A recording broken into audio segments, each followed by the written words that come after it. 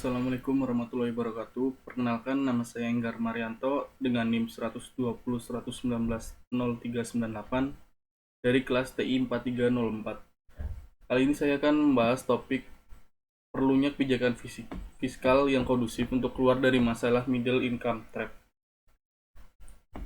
Yang pertama adalah latar belakang, fakta-fakta, dan fenomena. Kebijakan fiskal adalah penyesuaian dalam pendapatan dan pengeluaran pemerintah sebagaimana ditetapkan dalam anggaran pendapatan dan belanja negara yang disingkat APBN untuk mencapai kestabilan ekonomi yang lebih baik dan laju pembangunan ekonomi yang dikendaki yang umumnya ditetapkan dalam rencana pembangunan menurut Wayan Sudirman tahun 2011. Kebijakan fiskal merujuk pada kebijakan yang dibuat pemerintah untuk mengarahkan ekonomi suatu negara melalui pengeluaran belanja dan pendapatan pajak. Kebijakan fiskal berbeda dengan kebijakan moneter yang bertujuan menstabilkan perekonomian dengan cara mengontrol tingkat bunga dan jumlah uang yang beredar di masyarakat. Instrumen utama kebijakan fiskal adalah pajak dan pengeluaran pemerintah, menurut Amiruddin tahun 2018. Sudah umum dipahami jika tanggung jawab dari pemerintah adalah untuk menjaga serta menjalankan dengan baik perekonomian negara. Dengan kondisi perekonomian yang baik dan stabil, rakyat mampu mendapatkan taraf hidup yang lebih sejahtera. Sebaliknya, jika kondisi ekonomi negara sedang kacau, yang menerima dampak negatifnya sudah pasti masyarakatnya juga. Agar perekonomian dapat kembali pulih dari keterpurukan, dikeluarkanlah kebijakan fiskal oleh pemerintah. Alasan utamanya, karena kebijakan tersebut mampu memberikan beragam manfaat yang dibutuhkan negara dan masyarakat.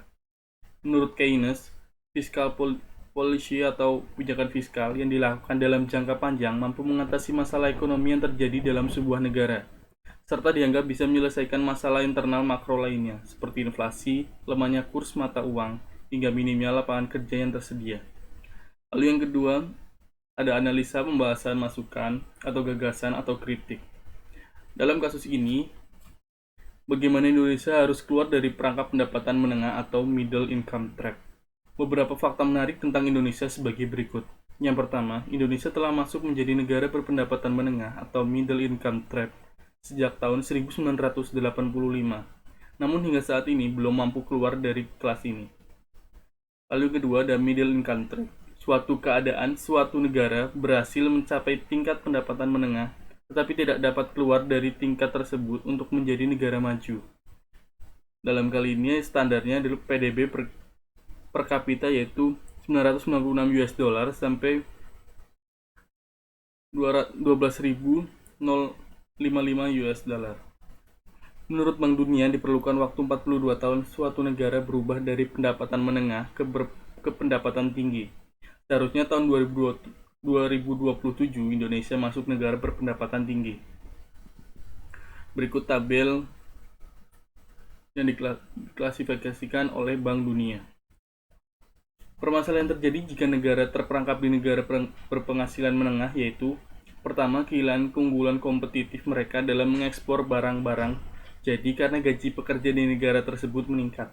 Yang kedua, pada saat yang sama, daya saing negara-negara kalah dibanding negara-negara maju. Lalu yang ketiga, ada kondisi lapangan kerja yang buruk. Dan yang terakhir, akibatnya negara-negara yang baru saja terindustrialisasi seperti Afrika Selatan dan Brasil belum keluar dari kelompok pendapatan menengah selama beberapa dasawarsa.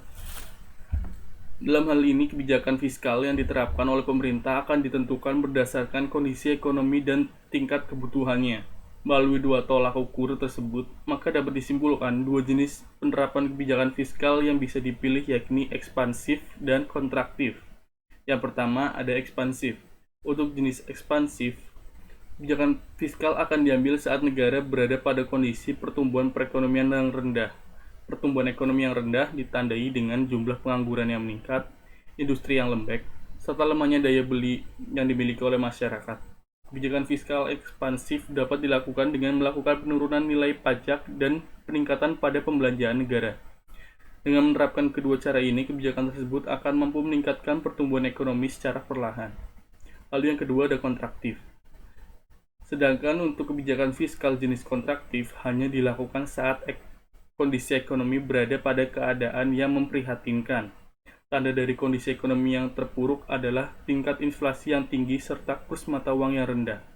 Pemerintah dapat menerapkan jenis kebijakan fiskal ini dengan cara meminimalisir pengeluaran dan menambah jumlah pemasukan.